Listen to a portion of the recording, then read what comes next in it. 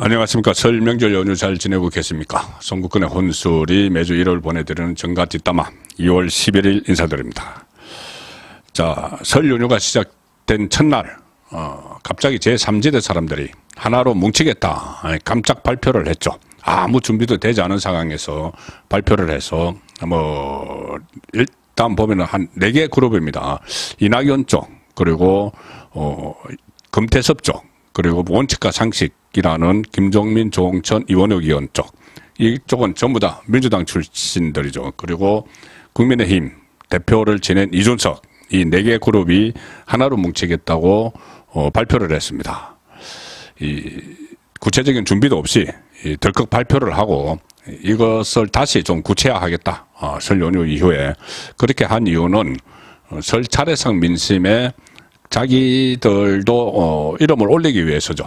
그래서 여론이 형성이 되는데 이 설 민심이 형성이 되죠. 거기에 본인들이 하나로 뭉쳤다 이것을 알리고 당 이름 개혁신당이라는 것도 좀 홍보를 하기 위해서 졸속으로 했습니다. 그래서 이준석, 이낙연 두 사람이 당 대표를 맡고 최고위원들은 각 그룹에서 한 명씩 하고 이 정도까지 하고 어떤 정강 정책이나 이런 것은 전혀 논의도 없이 하나가 됐습니다. 일단 하나가 됐습니다. 언제 흩어질지 모릅니다.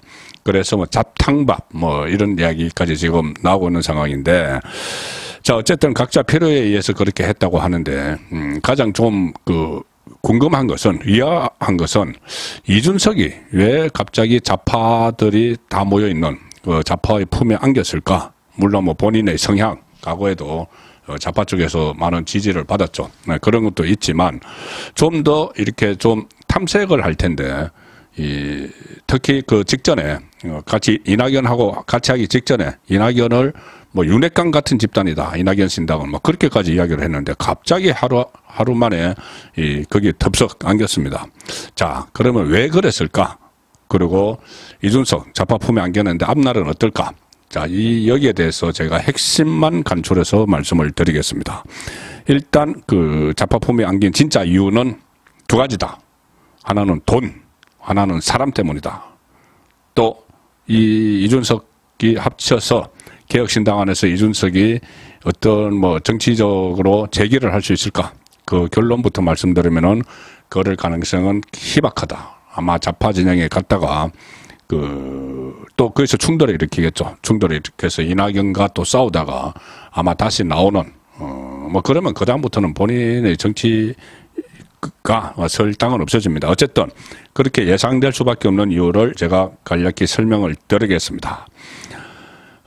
설 연휴 첫날에 좌파 진영에 전격적으로 투항을 했는데 이낙연, 금태섭, 조홍천, 이원욱, 김종민 여기 주도 이 사람들과 같이 하기로 했죠. 자, 지지자들은 지금 이준석의 지지자들은 난리가 났습니다.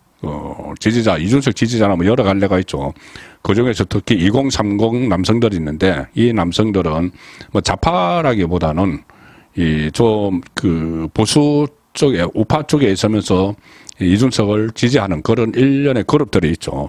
좀 삐딱한, 제가 볼 때는 좀 삐딱하다 이렇게 보는데 어쨌든 개혁 보수 이렇게도 또 이야기를 합니다. 자, 그 사람들이 우리가 좌파 정당에 가라고 했느냐, 왜 이게 뭐냐 하면서 SNS를 보면 욕설까지 나오면서 이준석을 비판을 합니다. 그러니 이준석이 설명을 합니다. 설명을 하는데 뭐라고 설명을 하느냐 하면은 본인이 이준석이 운영하는 유튜브에서 구독자 자기들 지지자들이죠. 질문에 답변을 하는 형식으로 본인이 왜 이준석으로 갈 수밖에 없었는지, 이낙연에게 갈 수밖에 없었는지 실토를 합니다. 뭐라고 하냐면은 엄청난 반발이 그 안에 있으니까 원래는 이준석이 비례대표 전문정당을 만들 거라고 예상을 했었죠. 특히 이재명이 준연동형을 유지를 한다고 발표를 하고 나서 그러면은 2020년처럼 지역구는 후보를 안 내고 비례대표만 후보를 내서 1번 여성을 해야 되니까 같이 당을 하는 양향자, 2번 이준석 이런 이야기들이 나왔습니다. 근데 왜 비례 전문 정당을 안 하고 이낙연 품에 안겼느냐, 여기에 대해서 이준석은 이렇게 실토를 합니다. 일종의 실토죠. 자기 지지자들에게 이야기를 하는 겁니다. 비례 전문 정당을 한다면 엄청난 내부 분열이 생길 수밖에 없었다. 비례 전문 정당을 한다면은 이미 개혁신당 안에 자기가 이제 했던 그 개혁신당입니다. 이게 또 이 4개 세력이 합친 정당 이름도 개혁신당인데 이준석이 유일하게 간설시킨 건 이 개혁신당이라는 당명 하나 자기가 먼저 선정을 했던 어쨌든 이준석이 혼자서 했던 그 개혁신당 안에서 비례대표 출마를 하고 싶은 사람이 10명 가까이나 되는 상황이었다. 자, 비례정당을 하면은 예를 들어서 3% 정도를 득표를 하면은 정당 투표에서 지역권 안 내고 3% 정도 득표를 하면은 한 석을 얻습니다. 그리고 4, 5% 하면은 한 2석. 그 다음에 5, 6% 하면은 한 3석. 자, 이렇게 되죠. 그런데 일본은 여성을 줘야 되니까는 여성, 남성 줘야 되는데 3% 얻으면은 뭐 여성 혼자 되고 또 4, 5% 그거 넘어설 수는 없죠. 아무리 그래도 지금 이준석 신당 지지율 한 3%까지 나온다고 하니까는. 그런데 내가 비례 앞순위에 가겠다고 하는 사람은 10명 가까이 돼버렸다는 겁니다. 자기를 포함했는지 안 했는지 모르겠지만은. 그렇게 되면 자기가 이준석이 앞번호로 나가기도 어려워진 거죠. 자, 10명 가까이. 여기 이준석 당에 내가 온 이유가 나 비례대표로 나가기 위해서야. 자, 얼핏 꼽아봐도 이준석이 뭐 천하용인이라고 이름 붙였던 그중에 김용태는 잔류했죠. 뭐 천하람, 그 다음에 허은하, 여기도 뭐 앞순위를 원했겠죠. 일본 여성이니까. 그 다음에 경기도의원 하는 이기인 이런 사람들. 나 비례대표 앞순위 보고 지금 내 따라 놓은 거야. 이렇게 되는 거죠. 그리고 한번 제가 설명드렸지만은 이준석이 만든 신당에 국회의원 보좌관 출신들이 몇 사람 갔습니다. 장기원 보좌관도 가고 또 이재명 쪽에 있던 사람들도 뭐 그쪽으로 갔다. 그래서 갈 곳 없는 사람들이 거기 가서 이 초기에 우리가 왔으니까 우리에게도 비례대표 줘야지. 그리고 또 가령 예를 들면은 김용남 전 의원 원래는 이 국민의힘에 있다가 그때 박문규 장관이 자기 지역구에 온다고 하니까는 그냥 막 욕을 하고 탈당을 해서 이준석 쪽에 가서 뭐 정책위원장인가 하고 있죠. 이런 사람들도 다 비례대표 앞순위로 가겠다. 그게 한 10명 가까이 되는 상황이니까 이준석이 감당을 못하고 어떤 정리도 하지 못하고 기껏 잘 해야지 당선되면 1명, 2명 정도인데 그래서 아예 이 비례 전문 정당은 포기하고 소위 자기들이 말하는 빅텐트 속에 들어갔다. 그러니까 좌파에 전향을 했다. 좌파에 편입이 됐다. 이렇게 본인이 자기 지지자들에게 이야기를 하고 있는 것이죠. 자, 그런데 이것도 하나 이유가 됐을 겁니다. 일단 자기가 감당 불가, 혼자서 이제 감당 불가가 되는 그런 상황이 같이 이유가 됐을 텐데, 진짜 이유는 이것 외에도 돈 문제가 걸려 있습니다. 돈 문제. 자, 정당을 운영을 하려면 돈이 있어야 되죠. 돈이 있어야 되고, 특히 비례대표뿐이 아니고 지역구 선거에 내보내려면은 상당한 돈이 필요한데, 지금 정당을 하면은 국고 보조금을 받습니다. 일정 그 부분 자격을 갖추면은 국고 보조금은 크게 2번이 있습니다. 하나는 어떤 경상 경비를 보조해주는 경상 보조가 있고 일반적으로 이제 당 운영하는데 하나는 선거 때 주는 선거 보조금이 있습니다. 그런데 이게 지금 그러니까 이준석 당 원래 가지고 있던 이준석 당에는 현역 국회의원이 1명밖에 없죠. 1명 양향자 1명밖에 없으면은 이게 돈 만들기가 상당히 어려워집니다. 이 국고보조금 지급일이 지금 앞으로 총선 4.10 총선까지 2번이 있습니다. 한 번은 2월 15일 바로 내일부터 시작되는 새로운 주의 목요일이죠. 며칠 안 남았습니다. 그 다음에 하나는 3월 22일인데 총선 기호가 막 정해지는 이것은 이제 한 달도 더 남은 이야기죠. 그래서 우선 2월 15일에 국고보조금이 지급이 되니까는 거기에 맞춰서 해야 되는데 양향자 1명 가지고는 이 국고보조금 액수가 턱도 없습니다. 많아야 천만 원대입니다. 이 국회의원 한 명 가지고는 이 국고보조금은 그러니까 20석 이상이 있는 정당이 이 전체 금액의 한 절반을 가지고 나눕니다. 그러니까 교섭단체로 구성한 정당. 그리고 20석 미만 정당은 5% 주고 이 5석 미만 정당은 2%인데 한 석을 가지고 있으면은 5석 미만 정당 중에서 2% 가지고 나눠 가져야 됩니다. 근데 한 석을 가지고 있는 정당에는 해봤자 몇천만 원. 선거에서 턱도 없는 돈이죠. 자, 그래서 이게 다른 지금 본인은 현역 의원 한 명 가지고 있는데 현역 의원 3명이 이 소위 말하는 빅텐트 안에 들어가 있었죠. 뭐 조홍천, 이원우, 김종민. 그래서 이 사람들하고 같이 하면 일단 4명. 그다음에 5명 이상 되면 좀 돈이 많아집니다. 여기서 낙천자들을 공천에서 탈락이 지금 확실해지는 사람들을 좀 끌어들이면은 5명.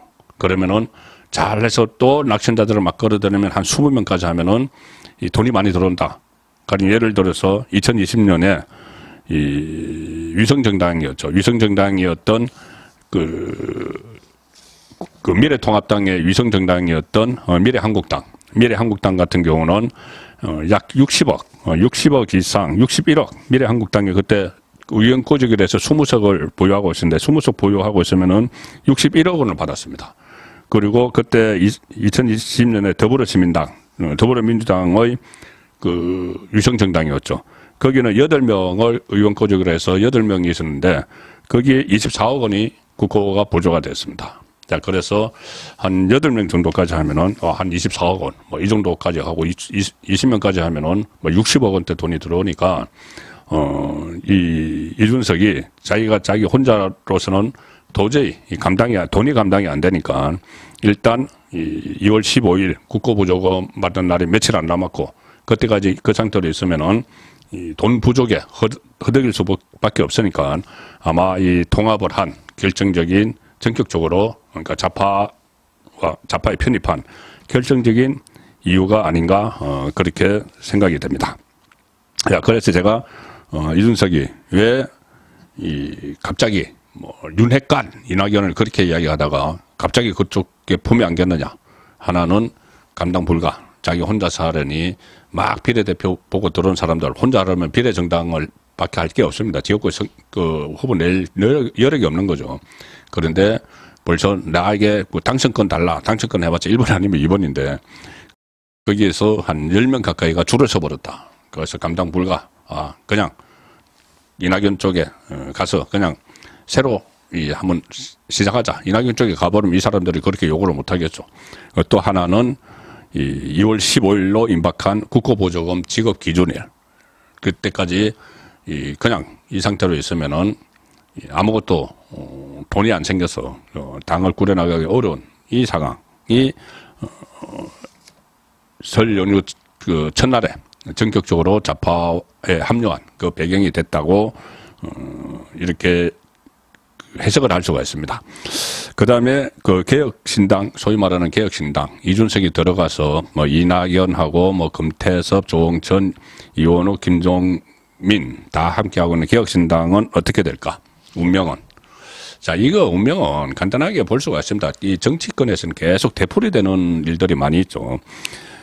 민생당이라고 있었습니다. 2020년 그때 다 기억을 하실 겁니다. 민생당이라고 그때 거대 정당인 더불어민주당, 그 다음에 미래통합당, 왜 그 다음번 기호를 받았던 데가 민생당이었죠.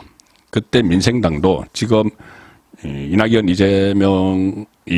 이준석의 개혁신당처럼 총선 직전에 급조됐습니다. 그때 민생당이 2020년 총선을 D-2개월 앞두고 단지 딱 2개월 앞두고 여러 세력이 지금처럼 지금 소위 말하는 제3제대처럼 바른미래당, 대한신당, 민주평화당, 무소속 해서 한 20명, 나중에 21명이 됐습니다. 21명이 제3당을 만들었죠. 지금 개혁신당처럼 온갖 잡동사니들이 다 모였습니다. 거기에 보면은 박지원, 뭐 손학규, 천정배, 김한길 이런 사람들이 다 있었죠. 대체로 보면은 뿌리는 민주당에 있었던 사람들입니다. 지금도 이준석을 제외하면은 민주당 계열이죠. 뭐 이낙연, 조홍천, 이원욱, 김종민. 자, 그때와 지금 비슷합니다. 지금은 이제 이준석이 가세했다는 것 뿐인데 이준석은 여기서 큰 변수가 안 되죠. 앞으로 그 총선할 때 이준석이 거기 갔다고 해서 무슨 뭐 우파에서 막 찍어줄 것도 아니고. 자, 어쨌든 그때 지금 개혁신당, 이준석, 이낙연의 개혁신당과 비슷한 박지원, 손학규, 천정배의 민생당이 있었는데 이 민생당이 어떻게 됐느냐.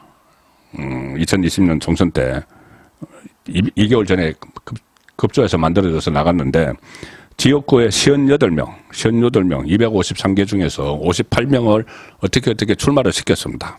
그런데 전원 낙선. 한 명도 당선이 안 됐습니다. 그 다음에 정당 투표, 정당에 비례 그 후보들도 냈는데, 그거는 위성정당을 만들 여력도 없으니까 그냥 그 후보들을 냈는데, 정당 투표율에서 3%를 해야지 한 석을 얻게 돼 있었죠. 준연동형, 지금과 똑같으니까. 그런데 그때 민생당이 얻은 정당 득표율은 2.71%. 2.71%. 그래서, 비례에서도 한 명도 못 냈습니다. 한 명도 못 내고, 지역구에서도 한 명도 못 내고, 제로. 그 다음에 불불이 또 흩어졌죠. 다 흩어져서 또 딴 데로 갔습니다. 자, 그래서, 민생당, 제2의 민생당이 될 가능성이 높다. 지금,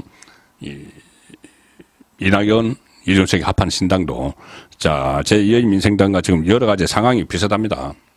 잡동찬이들이 다 모였는데, 그 중에서도 특히 전부 다 민주당 이중대 비슷한 인상을 주는 좌파들이죠. 이준석만 국민의힘 대표였지만은 지금 사실상 좌파로 전향을 한 그 상황이라서, 큰 어떤 뭐 의석을 갖기 어려운, 아마 의석 제로 될 가능성이 저는 높다고 봅니다. 민생당처럼 국회에서 제로가 될 가능성이 높고, 그 다음에 자연적으로 해산하는. 민생당은 그 다음에 몇 사람 다 불불 흩어졌는데 몇 명이 자리를 지키고 있습니다. 왜 그러냐면은 민생당이 지금 의석수는 하나도 없어도 그때 2%가 넘었기 때문에 그 정당 투표율하고 지역구 득표율이 보조금에 나왔습니다. 다 하면 2.08%, 민생당이 지역미 비례에서 2.08%를 받아서 지금까지 국고 보조금 41억 원을 받아갔다. 이 정당에 현역 국회의원이 있는 기준으로 또 돈을 나눠주기도 하고, 국고 보조금을, 또는 직전 선거에서 몇 % 이상 얻으면, 그러니까 2% 이상 얻으면 이렇게 돈을 주는 게 있습니다. 국고 보조금. 그래서 국회의원은 한 명도 배출하지 못했지만 2.08% 득표를 해서 지금까지 4년 동안 국고 보조금 41억 원을 타가는 사람들이 그 안에서 있었죠. 자, 그래도 어쨌든 이 민생당은 지금 사실상 유명무실한 정당이 됐는데 아마 개혁신당도 그쪽의 길을 갈 가능성이 높다는 것이고, 만에 하나 호남을 중심으로 해서 이낙연이 있으니까 몇 석을 이 개혁신당이 건진다. 자, 그때는 이 개혁신당이 좀 어느 정도 살아남을 수가 있겠죠. 그런데 그래도 이준석은 거기서 버티지 못한다. 왜 그런지 제가 이유를 간략히 설명을 드리죠. 자, 일단 이 사람들은 조금 전에 말씀드린 대로 이삭죽기를 지금부터 해야 됩니다. 그래가지고 국고보조금, 이삭죽기라는 것은 국민의힘, 민주당, 이 공천에서 떨어진 사람들을 기호가 확정되는 3월 중순까지, 그리고 또 다시 한번 국고보조금이 지급되는 3월 22일까지 막 끌어들여야 되죠. 끌어들여서 현역 의원들, 공천에는 양당에서 떨어졌지만 여전히 국회의원 신분인 현역 의원들을 끌어들여야지 순번도 앞에 가고, 지금 녹색정의당이 6명이니까 7명 되면 순번도 기호가 그 앞에 가면 유리하죠. 그래서 앞에 가고 국고보조금도 이 수십억 원을 받아갈 수가 있습니다. 자, 그래서 이삭죽기를 본격적으로 시작을 할 텐데, 자, 이렇게 보시면 됩니다. 가령 예를 들어서 민주당에서 공천을 못 받은 사람들, 호남을 중심으로 수도권도 마찬가지고, 이 사람들은 이낙연, 이준석 신당에 갈 수가 있습니다. 왜냐하면 이게 거의 민주당 이중대 성격이기 때문에, 또 하나의 좌파 정당이기 때문에, 지금 현재 이재명이 이끄는 민주당과 별반 큰 차이가 없죠. 그러니 이재명의 민주당에서 공천을 못 받으면은, 뭐 친문도 그렇고, 뭐 이낙연도 문재인 때 국무총리까지 했으니까는 그걸로 갈 수가 있습니다. 이준석 원래 우파 정당에서 들어왔지만은 지금은 그런 색깔이 전혀 없죠. 그건 좌파에 동화가 되어 있습니다. 그럼 이것은 개혁신당은 좌파 정당이죠. 그러면 민주당에서 낙천한 사람들은 이 신당에 갈 수가 있습니다. 그래서 옛 동료들이 옛날에 민주당 동료들이 거기 다 있으니까 거기 가서 사실상 민주당 뭐 이중대로 인식이 되니까 가령 예를 들어서 이낙연이 강주에 출마를 하면은 동반 출마를 해서 그 강주에서 그 공천을 못 받은 사람들이 민주당 공천을 못 받은 현역 의원들이 동반 출마를 해서 뭐 재기를 노릴 수도 있겠죠. 수도권에서도 마찬가지고. 자, 그러니까 호남을 중심으로 민주당 낙천자들은 이 개혁신당, 지금 새로 출범한 개혁신당이 데리고 갈 수가 있다는 거죠. 워낙 민주당 이중대 성격이 있으니. 반대로 국민의힘 낙천자들, 특히 영남을 중심으로 낙천자들이 쏟아질 텐데, 그럼 이 사람들이 개혁신당에 가겠느냐? 갈 수가 없죠. 이낙연, 조홍천, 이원욱, 김종민, 금태섭, 뭐 양향자, 전부 다 민주당 출신 사람들이 있고 딱 하나 이준석이 있는데, 이준석도 사실상 좌파 전향을 해버렸고 좌파 정당으로 못 가는 겁니다. 국민의힘 가령 예를 들어서 뭐 대구 경북 낙천자라고 치면은, 아니 대구 경북 낙천자가 이낙연이 공동대표로 있는 당에 입당을 해서 대구에서 출마하면 그게 되겠습니까? 안 되죠. 그러니까 안 갑니다. 아예 무소속 출마를 하겠죠. 그렇게 되면은 당 안에서 이낙연은 지분이 막 커지죠. 민주당 낙천자들을 막 끌어들였으니까. 근데 이준석은 국민의힘 낙천자 하나도 못 끌어들이니까 본인은 쪼그라야 될 수밖에 없습니다. 그 안에서 힘이 없는 거죠. 그러면 또 이낙연은 또 뭔가 또 공격을 해서 아마 분란을 일으킬 텐데 그건 그 별개의 문제고. 자, 그래서 이준석은 이 신당에서, 개혁신당에서 전혀 어떤 역할을 할 수 없는 처지다. 자, 그러면은 이준석 본인은 배지를 달 수 있을까? 안 되죠. 자, 배지 다는 방법은 비례대표로 나가는 방법. 하나는 지역구 출마인데 비례대표로 나갈 명분은 없습니다. 왜냐하면 이 사람들이 같이 합치면서 전부 다 지역구 나가기로 했기 때문에. 이낙연도 지금 지역구 나갈 거고, 뭐 금태섭, 김종민, 이원욱 다 지역구 나가고, 양향자도 뭐 삼성 출신이니까, 삼성전자 출신이니까는 삼성 반도체 공장이 있는데도 간다고 하고 하는데, 이준석 혼자 지역구 갈 수도 없죠. 비례대표 갈 수가 없죠. 어디든 나가야 되는데, 그리고 비례대표 가도 제가 좀 전에 말씀드린 대로 이 민생당처럼 뭐 한석도 안 될 수가 있고. 자, 그래서 이 이준석이 지역구 간다면은 어디 가겠습니까? 이 수도권에 가서 이게 당선될 데가 없죠. 본인이 원래 했던 노원에 가도 더 안 될 거고. 그래서 본인이 지금 이야기하는 게 뭐 세종시 아니면 TK 이렇게 이야기하는데, 본인이 이야기하는 게 아니고 주변에서 그렇게 펌프질을 합니다. 그런데 세종시, 그렇죠. 거기는 뭐 본인이 아무 연구도 없는데 가도 뭐 될 가능성은 뭐 없죠. 본인이 계속 이야기했던 게 대구죠. 대구. 그 전에 대구의 12마리 비만 고양이 어쩌고 하면서 가장 나쁜 놈하고 붙겠다. 국민의힘 소속. 그런 식으로 하면서 계속 조롱을 막 했습니다. 그런데 지금 만약에 이준석이 대구에 출마를 한다. 당이 무슨 당이죠? 이낙연 당입니다. 이낙연 당. 이낙연, 금태섭, 조홍천, 이원욱하고 같이 하는 당입니다. 그 소속으로 대구에 출마한다? 과연 대구 유권자들이 그들도 보지도 않을 겁니다.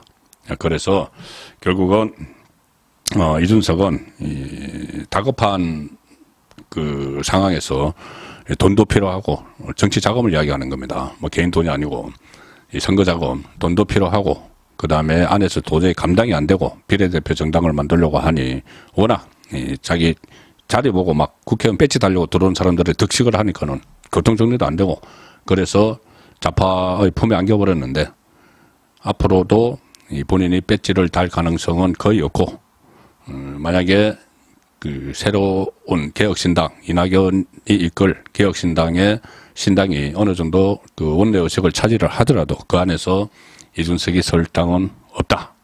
그렇게 정리를 해드리겠습니다. 정가 뒷담화였습니다.